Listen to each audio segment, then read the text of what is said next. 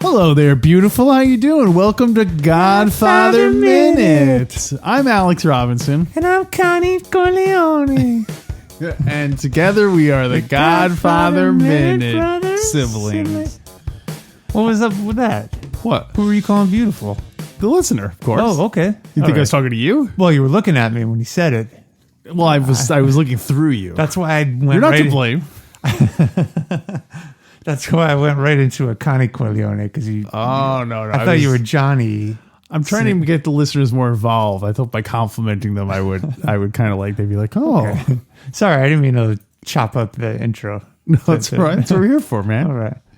We're here actually to talk about minute 99. Yes, 99 dead button men.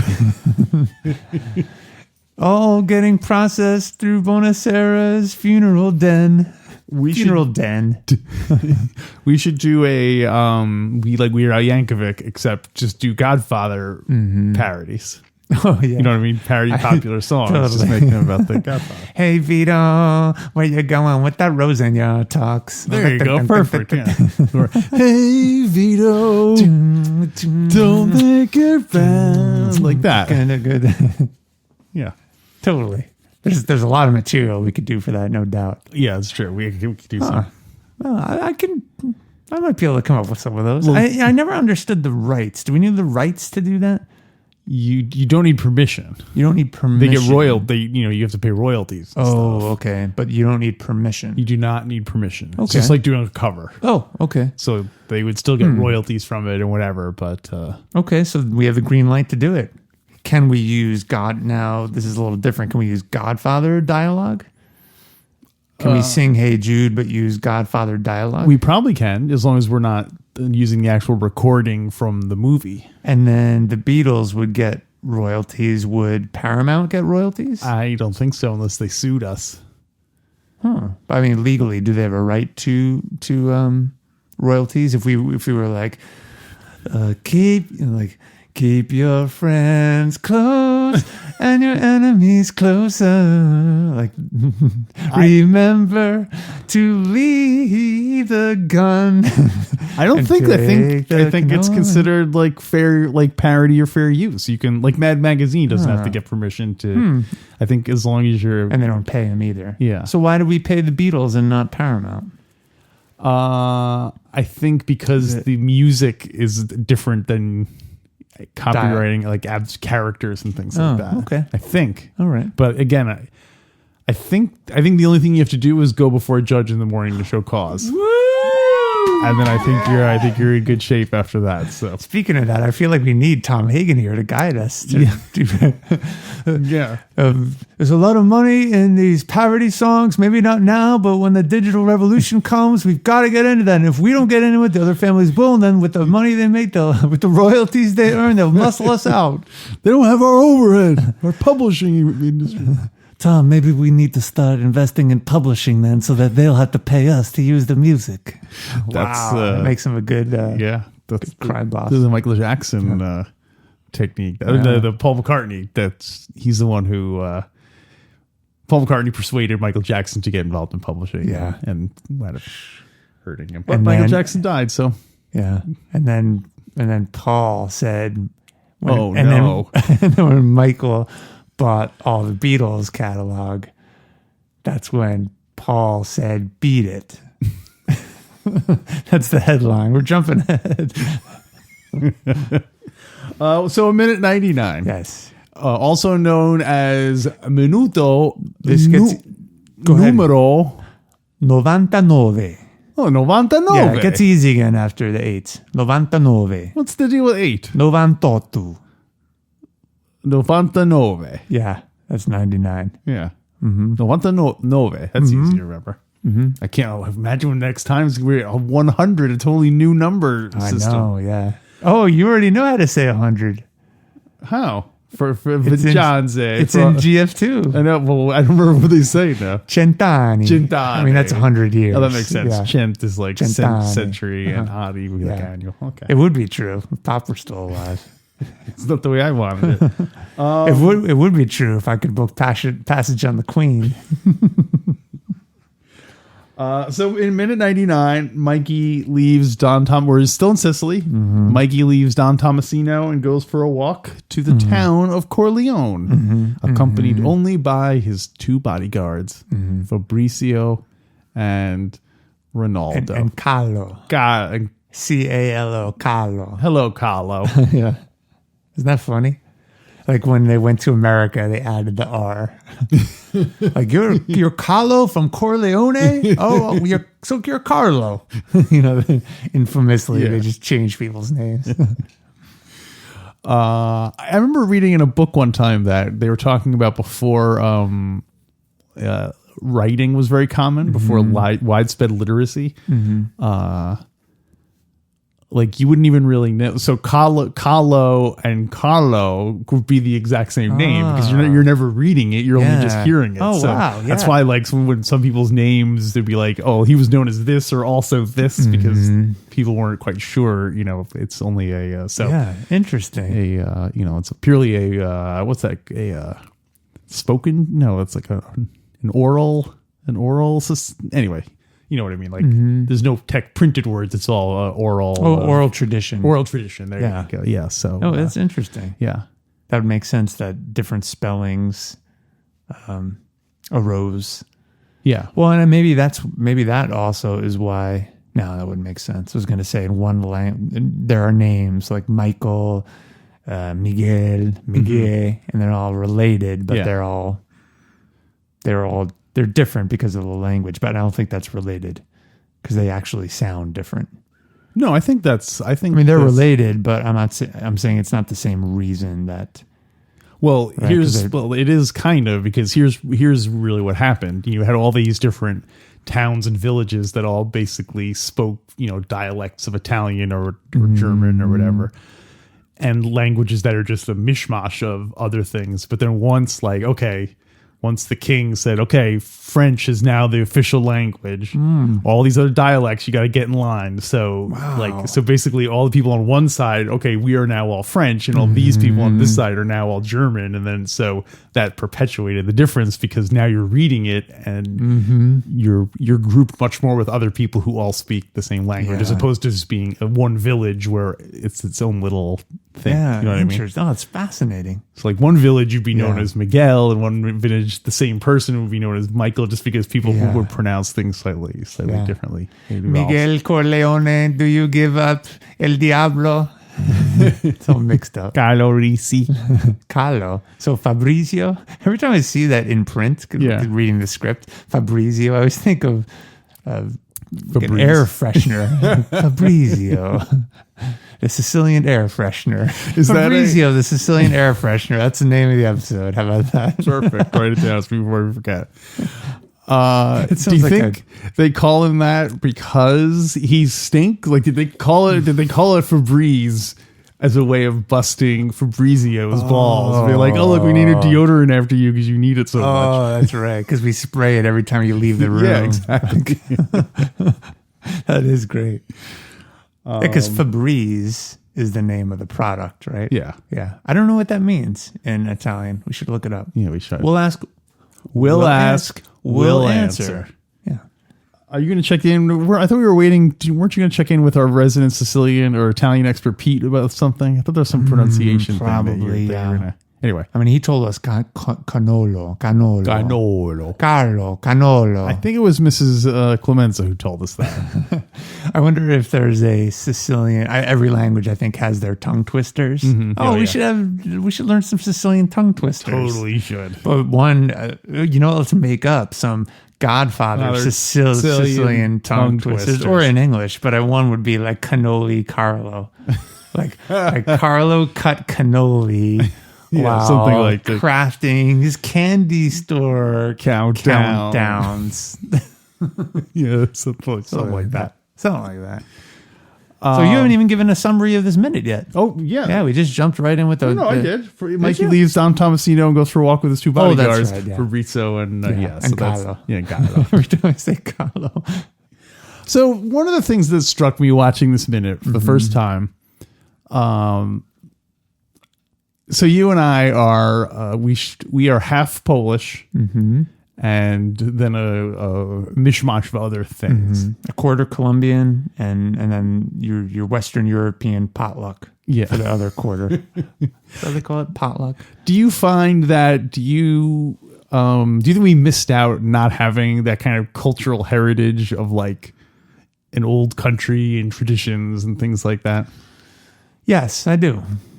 Yeah. I have to say I'm a little envious of people who had and still have that tradition. I don't know. I can't help but feel it's there's something really fun about tradition, right? And stabilizing. Yeah, I guess it's one of those things where when you're a kid, you don't like it, so you resist it. But then when you get older, you take comfort in those things. So it's like keeping a diary. Like whenever I've tried to keep a diary, I'm like, the good part about it is that you get to read back on it in the future. Yeah. Or writing it every day is the drag. Yeah. So that's the problem with traditions. It's good when they're already instilled in you, but not when you're resisting against them. But and it would be a drag if you had children and they were fighting it and you had to indoctrinate them and fight them to keep it going too. Especially if it's a matter of relocating to like a new country where there's going to be a lot of pressure for the kids to be modern and reject that. Well, because our paternal grandmother came from Colombia and spoke Spanish, but at that time coming to New York City, they were discouraged from speaking their native tongue. Right. And so they had to learn English and that was typical at that time. Yeah. Whereas now there's a lot more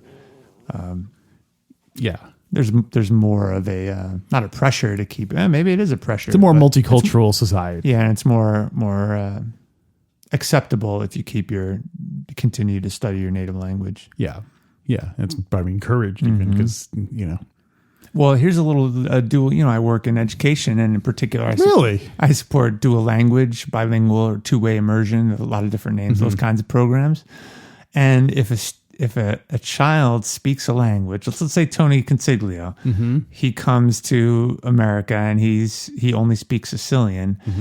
If you make him just speak English all the time in school, he will learn English more slowly than if you simultaneously continue to develop his Sicilian language skills and English.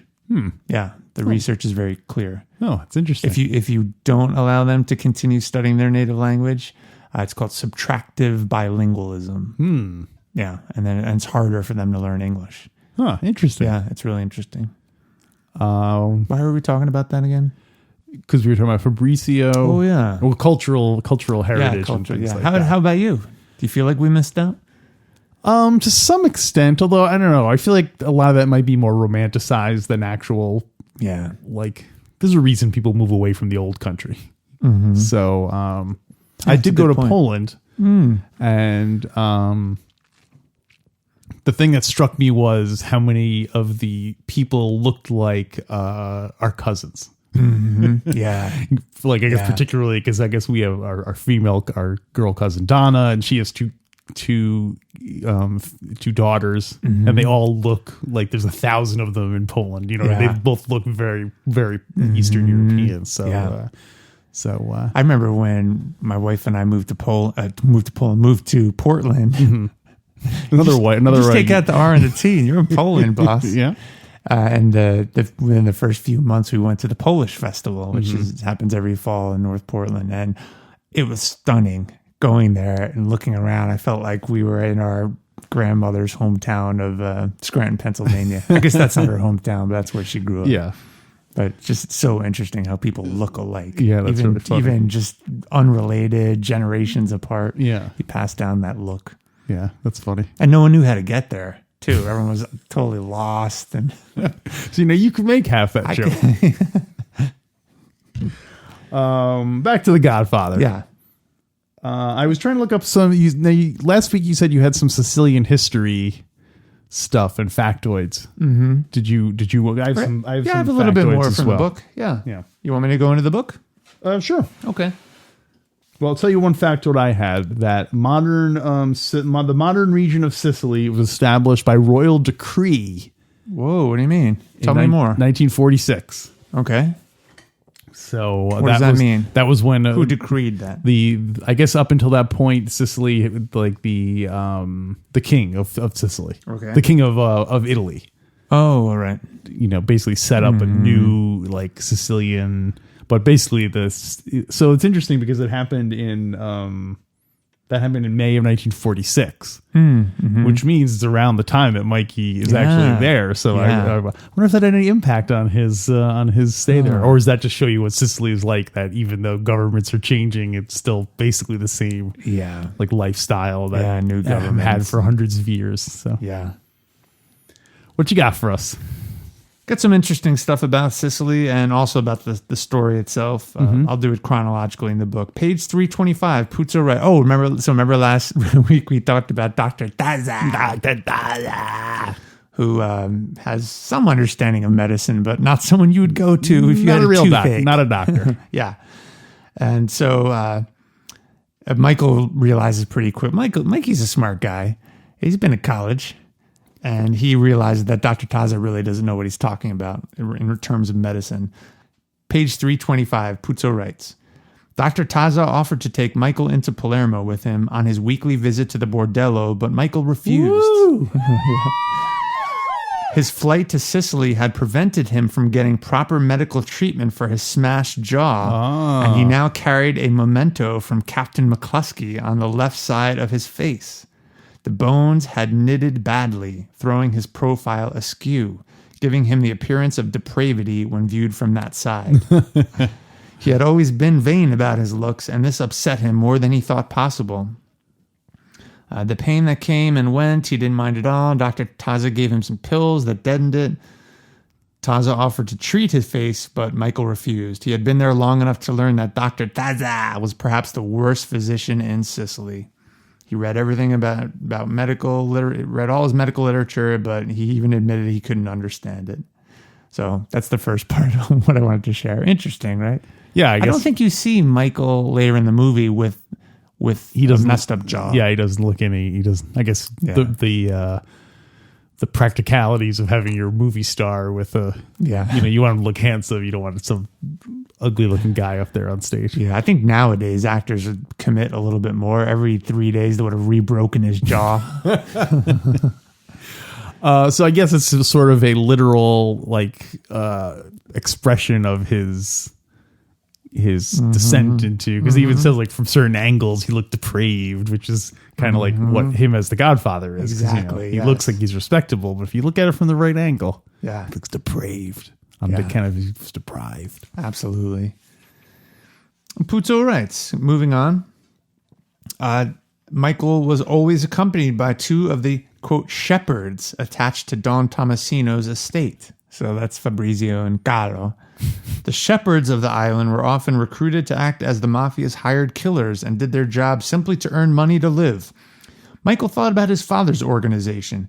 If it continued to prosper, it would grow into what had happened here on this island, so cancerous that it would destroy the whole country. Sicily was already a land of ghosts. Its men, Fredo Corleone, right? Sicily was already a land of ghosts. Its men emigrating to every other country on earth to be able to earn their bread, or simply to escape being murdered for exercising their political and economic freedoms. Interesting, right? Yeah. Puzzo continues, his two shepherd bodyguards always carry... You ready to learn about their firearms, Alex? Sure. Yeah, okay. Of course. His two shepherd bodyguards always carried their luparas with them when accompanying Michael on his walks. Alex, say it with me. Luparas. Lupares. Luparas. Luparas. You got it. The deadly... You got it. You got it. Zaza Lupara. The deadly Sicilian shotgun was the favorite weapon of the mafia. Do you remember how to say it? Shotgun? How do you say it in Sicilian? Gutara. No, that was what Karen Allen said in Nepal in Raiders of the Lost Ark. Pastare. Lupara. Indeed, the police this is fascinating. This is so interesting. You like history, right, Alex? Sure, love history. Puzo writes, it's a little bit about how the mafia came into power. Indeed, the police chief sent by Mussolini to clean the mafia out of Sicily had, as one of his first steps, ordered all stone walls in Sicily to be knocked down to not more than 3 feet in height so that murderers with their luparas could not use the walls as ambush points for their assassinations. Huh. That interesting? Yeah. So I wonder if that's still today. They're just low walls. This didn't help much, and the police minister solved his problem by arresting and deporting to penal colonies any male suspected of being a mafioso. When the island... Oh, this is so fascinating. Penal colony. Yeah. When the island of Sicily was liberated by the Allied armies... This is World War II, Alex. At the end of World War II. The American military government officials believed that anyone imprisoned by the fascist regime was a Democrat, and many of these mafiosi were appointed as mayors of villages or interpreters to the military government. This good fortune enabled the mafia to reconstitute itself and become more formidable than ever before. Yeah. Isn't that interesting? That's crazy. It probably happens throughout history, too. Oh, I think of the Middle East when the Americans went in and empowered certain people to fight the government. Yeah. Like who's really who are you supporting? What are their motives? Yeah, or just like anytime we're in I guess even today it still happens where if a country has an election and we're like, yeah, we don't quite like that result. You're suddenly now declared a bad influence, and we have to kind of help overthrow your government. Yeah, just because Yeah, and then you put someone into power, and are they really any better? Well, or you're just like, who cares? As long as they're doing what we say, we don't care true, if they torture people. It's not our problem. Yeah. That's so that's how the mafia got back into power, and that's how the mafia got. That's the end of Act 3 or Act 2, right? You have anything? Sicily, 5 million people. This is currently 5 million people live in Sicily. Okay, 8.3% of the Italian population, so a little less than 10%. All right. And also the city of Corleone has 11,000 people. That's pretty small, actually. That's kind of small, yeah. I figure half of those people must be involved in Godfather tourism. Oh, yeah. Or work at the anti-mafia museum. That'd be so fun. They just put everyone on the payroll of the anti-mafia museum. Oh, yeah. You don't have to show up. You just say you're on the payroll. That's like Genco olive oil coming to front. Yeah. They're actually laundering all their money through the museum. This museum makes $100 million a year. These guys coming and making donations, dumping $20,000 into the little they're always all little cup. Yeah, they're always C notes shoved into that jar. I don't like the C note.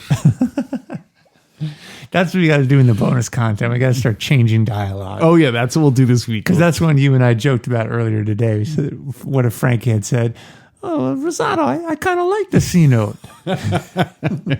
Yeah. The last thing I have is 3 famous people from Sicily. Mm-hmm. The mathematician Archimedes. The film director Frank Capra. Okay. And the comic book inker Vince Colletta. Oh. Is from Vince Colletta, famous. What does he do? He was around during the 60s, mostly Marvel. He started during when they were first starting out, and he's kind of famous for being a really bad inker. Oh, okay.